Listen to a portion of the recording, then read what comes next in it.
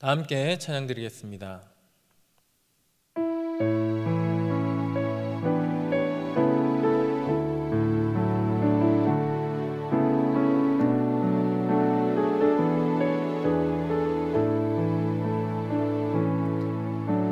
주여 우린 연약합니다. 우린 오늘을 힘겨워합니다.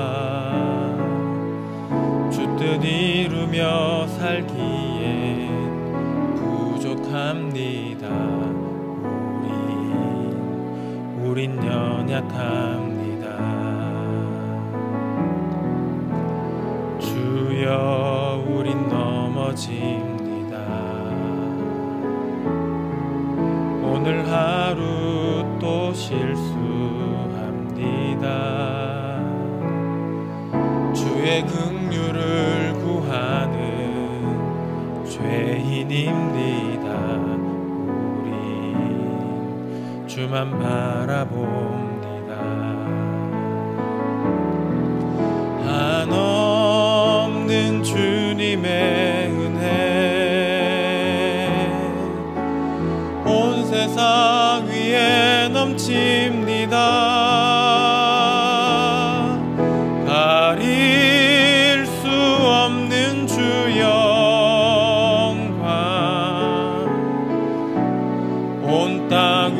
충만합니다. 주님만 이 길이 오니 우린 그 길 따라갑니다. 그날에 우릴 이루신 주는 완전합니다. 그날에 우릴 이루신 주는 완전합니다.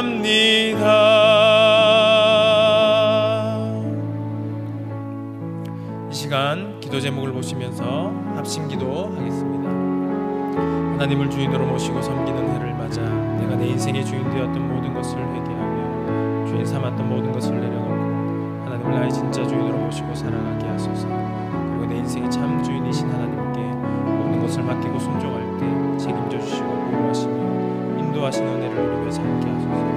나라와 이 시대를 지키고 교회와 다음 세대를 지킬 수 있도록 포괄적 차별금지법과 포괄적 성교육을 막아 주옵소서. 이뿐만 아니라 교회를 무너뜨리려 한 모든 악한 정책과 시대를 무너지게 하옵소서. 이 어려운 때 우리 교회를 이끌고 왔던 담임 목사님을 더 강력하게 붙들어 주시고 코로나 시대를 잘 감당할 수 있는 성령의 지혜를 주시고 주신 사명을 잘 감당하고 사역에 집중할 수 있도록 모든 사단의 공격을 은혜의 불성각으로 막아 주옵소서. 특별히 건강을 지켜주시고 목사님의 가정을 성령께서 평안케 하옵소서.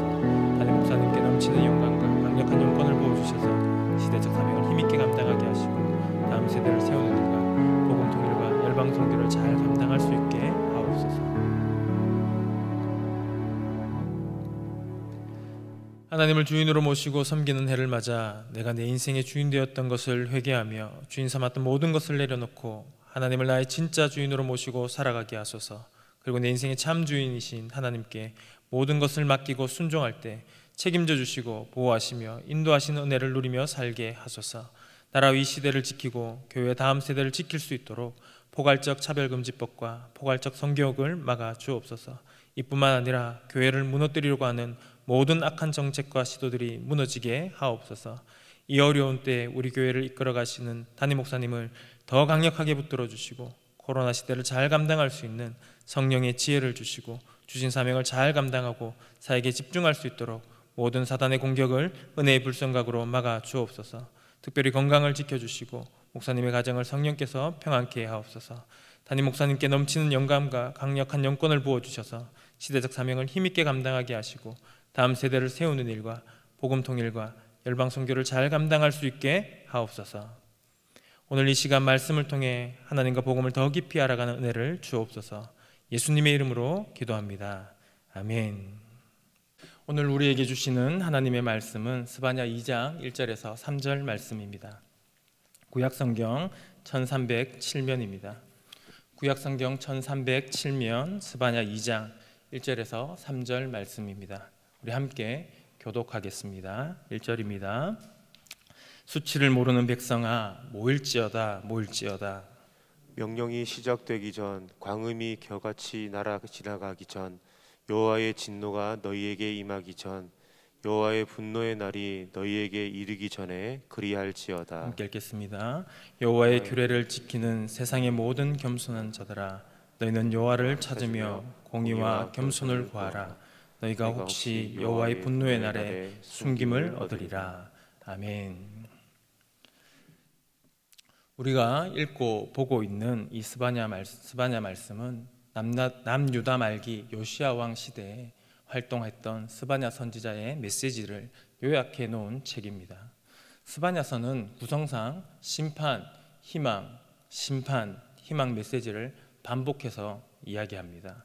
1장은 유다와 예루살렘에 내려질 하나님의 경고와 심판을 선언합니다. 그 내용은 창세기 1장의 내용을 모두 뒤집어 엎는 역행하는 충격적인 내용이었습니다. 하나님이 지으신 선하고 질서정연한 세상을 하나님께서 직접 뒤집고 무너뜨려서 무질서와 흑암, 혼돈으로 바꾸십니다. 그래서 죽음의 땅이 되게 하실 것을 경고합니다. 뿐만 아니라 하나님께서 더 이상 그들의 제사를 받지 않으십니다. 오히려 하나님께서 직접 제사를 집례하시고 대속제물을 허락하지 않으십니다. 그들의 죄를 대신할 대속제물이 없어서 이스라엘이 직접 제물이 되어 죽게 될 것임을 말씀합니다. 또 그들은 돈만 있으면 언제든지 일어설 수 있고 평안할 수 있다고 의지했던 그 경제 중심지들도 예루살렘 성벽과 함께 무너져 내릴 것이라고 말합니다. 이스라엘은 하나님의 심판에 의해서 멸망하게 될 것이라고 스바냐서 1장에서는 외칩니다. 그러나 스바냐서는 여기서 끝나지 않습니다. 하나님께서 심판하신다면 오히려 희망이 있습니다. 왜냐하면 하나님 앞에 죄를 자복하고 엎드리면 살 수 있기 때문입니다. 1절입니다. 수치를 모르는 백성아, 모일지어다, 모일지어다. 창조 질서를 뒤집어버리는 하나님의 그 엄청난 심판 앞에 스바냐는 모이라라고 선언합니다. 그것도 지금 자신의 몰골이 수치스러운지도 모르고 있는 그들에게 말입니다. 그렇다면 그들의 어떤 모습을 보고 스바냐 선지자는 수치라고 말하고 있을까요? 여러분들은 무엇이 부끄러움이라고 생각하십니까? 오늘 본문의 수치라는 단어는 갈망하다, 그리워하다라고도 번역됩니다. 또 오늘 본문처럼 부끄러워하다라고도 번역됩니다. 오늘 본문을 갈망하다, 그리워하다, 사모하다라고 번역을 하게 되면 갈망하지 않는 백성아 모여라 라는 뜻이 됩니다. 그들이 갈망하지 않는 것이 있다면 무엇이겠습니까? 바로 하나님의 은혜입니다. 긍휼을 구하는 자에게 부어주시는 그 하나님의 은혜를 그들은 구하지 않았습니다. 철저한 심판이 선언되었는데도 왜 하나님의 은혜를 갈망하지 않을까요? 여러분은 하나님의 은혜를 갈망하지 않았을 때가 언제였습니까? 우리가 가만히 생각해 보면 하나님이 무능하다고 생각될 때입니다. 당시 이스라엘의 시대적 모습이 1장에 언급됩니다. 1장 12절을 보시면 찢기같이 가라앉은 그들의 마음 중심을 이렇게 표현합니다. 여호와께서는 복도 내리지 아니하시고 화도 내리지 아니하시리라.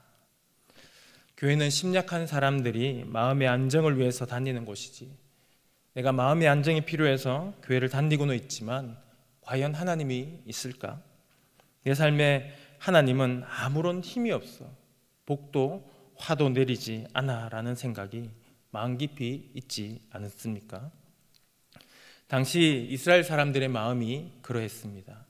겉으로는 제사도 드리고 하나님께 예배하는 듯 했지만 심중 깊이 찢기처럼 가라앉은 진심은 하나님은 돌이나 나무 우상과 같이 아무 능력이 없어, 결국 내 인생은 내가 개척하고 내가 지켜야 해 하는 생각이 그들에게 있었습니다.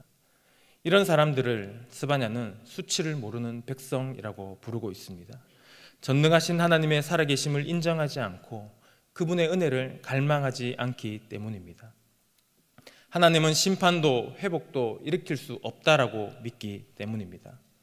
따라서 부끄러움을 모르는, 수치를 모른다라는 표현은 죽음이 코앞에 와 있는 위기 속에서도 하나님의 은혜를 갈망하지 않는 자를 말합니다. 은혜를 갈망하지 않는 자, 그가 바로 부끄러움을 모르는 사람, 수치를 모르는 백성입니다. 혹자는 신을 의지하고 찾는 것은 나약한 심신을 가진 인간들이 하는 것이라고 비웃지만 실상은 하나님의 은혜를 구하지 않고 갈망하지 않는 그들이 바로 부끄러움을 모르는 수치스러운 자들입니다. 이렇게 수치를 모르는 자들에게 스바냐는 외칩니다. 제발 좀 모여주십시오. 제발 좀 모이십시오 라고 스바냐는 외치고 있습니다. 왜 이렇게 모이라고 고래고래 외치고 있겠습니까? 상황이 긴급하기 때문입니다. 2절입니다. 명령이 시행되기 전, 광음이 겨같이 날아 지나가기 전, 여호와의 진노가 너희에게 임하기 전, 여호와의 분노의 날이 너희에게 이르기 전에 그리할지어다. 2절을 보면 무엇이 되기 전을 4번이나 반복하고 강조하면서 곧 어떤 상황이 처해질 것인데, 그렇기 때문에 지금 다급하게 외치고 있는 것입니다. 곧 큰일이 일어난다. 빨리 서둘러라. 지금이 아니면 아무것도 할 수가 없다. 다시는 기회가 오지 않는다라고 말입니다. 스바냐는 왜 수치를 모르는 자들에게 다급한 목소리로 이렇게 외치고 있겠습니까? 3절 말씀을 보겠습니다. 여호와의 규례를 지키는 세상의 모든 겸손한 자들아, 너희는 여호와를 찾으며 공의와 겸손을 구하라. 너희가 혹시 분노의 날에 숨김을 얻으리라. 스바냐는 하나님의 구원이 있음을 말해주고 싶었기 때문입니다. 창조하신 세상을 스스로 뒤집어 엎으실 만큼 맹렬한 심판이 곧 닥칠 것이지만 그 속에서도 구원받는 사람은 있다라는 사실을 말해주고 싶었기 때문에 스바냐는 모이라라고 외친 것입니다. 진노 중에서도 긍휼을 입은 사람은 누구입니까? 여호와의 규례를 지키는 세상의 모든 겸손한 사람들입니다. 겸손하다라는 단어는 가난하다, 빈곤하다, 온유하다 등으로 번역이 되는데, 예수님은 산상수훈에서 심령이 가난한 자라고 표현하시면서 겸손을 정의해 주셨습니다. 하나님 앞에서 가난한 마음이 겸손입니다. 하나님은 전능하시고 나는 전적으로 무능하다라는 마음이 겸손입니다. 그렇기 때문에 전능하신 하나님의 말씀에 전적으로 무능한 내가 순종하고 따르는 것, 그것이 바로 겸손입니다. 그러므로 진노 중에 긍휼을 입은 사람은 여호와를 찾는 자입니다. 여호와를 찾기 위해서 갖추어야 할 조건이 바로 공의와 겸손입니다. 왜냐하면 하나님은 정의로우시고 교만을 싫어하시는 분이기 때문입니다. 여기서 공의는 앞에 나온 여호와의 규례와 연결되어서 해석이 되어집니다. 여호와의 규례는 하나님께서 자기 백성에게 주신 율법의 말씀입니다. 복과 저주가 기록되어 있고 하나님과 어떻게 교제해야 하는지 알려주십니다. 이 규례가 바로 정의입니다. 이 규례에서 벗어나면 저주가 예고된 불의가 됩니다. 그렇기 때문에 여호와를 찾는 자들은 그의 정의로우신 규례에 순종의 열매를 맺어야 하는 것이죠. 왜냐하면 규례에 대한 순종은 여호와를 신뢰한다라는 그 믿음을 행동으로 표현한 공의이기 때문입니다. 또 겸손해야 합니다. 여기서 겸손을 번역한 단어를 보면 상대를 높이고 나를 낮춘다라는 개념이 포함되어 있습니다. 바울은 나보다 남을 낮게 여긴다라고 설명하면서 겸손을 정의합니다. 히브리 사전을 보시면 이 단어를 영어로 번역하면서 humility라고 번역하였습니다. humility는 휴먼과 같이 흙을 뜻하는 라틴어 휴무스에서 파생되었습니다. 창세기 2장을 보시면 인간은 흙으로 지어졌는데 여기서 흙은 먼지를 말합니다. 죄를 지은 인간이 흙으로 돌아가는 것은 무의미한 아무것도 아닌 그 원래의 상태, 먼지로 돌아감을 말하는 것입니다. 겸손은 자신이 먼지같이 아무것도 아님을 인식하는 것에서부터 시작됩니다. 여호와를 찾을 때는 자신의 무능을 인정하고 전능하신 하나님을 신뢰함으로 그 말씀에 순종하고 따르는 삶이 필요합니다. 하나님은 이런 자를 만나주시고 긍휼을 베푸셔서 하나님의 분노의 날에 숨겨주십니다. 3절에 보면 혹시라고 번역된 부분은 어쩌면 구해주실 수도 있지 않겠느냐라는 그런 뜻이 아닙니다. 공의와 겸손으로 여호와 앞에 긍휼을 구하며 찾는 자기 백성을 어떻게 하나님께서 외면하시겠느냐, 반드시 구해주신다라는 뜻입니다. 오늘 말씀을 정리해 봅시다. 우리가 살면서 부끄러운 것은 무엇입니까? 방역수칙을 우리가 잘 지키고 있음에도 불구하고 예배 나오는 것이 부끄러우신 것은 아닙니까? 스바냐는 외칩니다. 하나님의 은혜를 무시하고 구하지 않는 것이 바로 수치라고 말입니다. 하나님을 의지하는 것은 부끄러운 것이 아닙니다. 겸손한 것입니다. 하나님의 전능하심을 인정하는 것입니다. 하나님의 전능하심을 믿고 순종하며 겸손히 찾는 자에게 구원은 허락됩니다. 우리에게도 심판이 선언되었다라는 사실을 아십니까? 이 심판은 태초에 아담에게 선언되었는데 아담의 교만과 불순종으로 심판이 실행되었습니다. 그리고 곧 최후 심판이 임할 것입니다. 광음의 모든 것이 겨같이 날아갈 것입니다. 임박한 여호와의 진노와 분노가 쏟아질 것입니다. 그러나 저와 여러분은 낭망하지 않습니다. 왜냐하면 우리에게 살 길을 허락해 주셨기 때문입니다. 임박한 진노를 피할 길을 열어주셨습니다. 우리의 모든 죄를 대신해서 십자가에서 죽으시고 부활하셔서 하나님 보좌 우편에 앉으신 예수 그리스도를 구주로 믿는 자에게는 분노의 날에 숨김을 얻는 은혜를 허락해 주셨습니다. 우리는 이 은혜를 받은 사람들입니다. 그렇다면 오늘 우리는 어떻게 여호와 앞에 나아가야 하겠습니까? 공의와 겸손으로 나아가서 베푸신 은혜에 감사하며 말씀을 따르며 죄와는 피 흘리기까지 싸우는 삶의 제사를 드려야 할 것입니다. 담임 목사님 말씀처럼 은혜에 대한 황송함이 순종과 겸손을 가져옵니다. 먼저는 십자가의 그 은혜를 충분히 묵상하시고 감격하시고 기뻐하시기 바랍니다. 그리고 그 은혜의 힘으로 주어진 삶의 영역에서 주와 함께 승리하시기를 간절히 바랍니다. 우리 함께 기도 제목을 읽으신 후에 합심하여 기도하겠습니다. 우리를 사랑하셔서 은혜 베푸시기 원하시는 하나님 아버지, 이스라엘처럼 수치를 모르는 백성이 되지 않게 하소서. 겸손히 하나님의 은혜를 간절히 구하며 찾는 자가 되게 하셔서 날마다 시간마다 순간마다 은혜의 보좌 앞에 엎드려 하나님의 정의를 살아내는 주의 백성 되게 하소서. 하나님 아버지 감사합니다. 오늘 하루 우리에게 허락하여 주시고 하나님의 은혜 안에 들어가게 하시면 감사합니다. 겸손히 하나님의 은혜를 구하는 하나님의 백성 되게 하여 주시옵소서.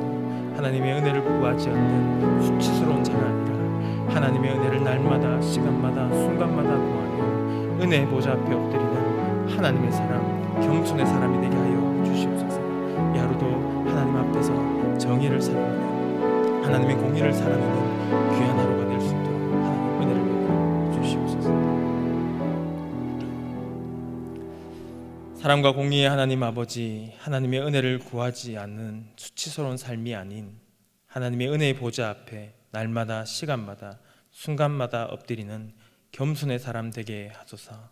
공의와 겸손으로 은혜의 보좌 앞에 나아가 십자가의 은혜를 더 깊이 체휼하게 하시고 하나님의 나라의 그 의와 평강과 희락을 풍성히 누리게 하옵소서. 예수님의 이름으로 기도합니다. 아멘. 계속해서 담임 목사님과 교회, 나라와 민족과 선교사님을 위해 기도해 주시고 기도회를 마무리해 주시기 바랍니다.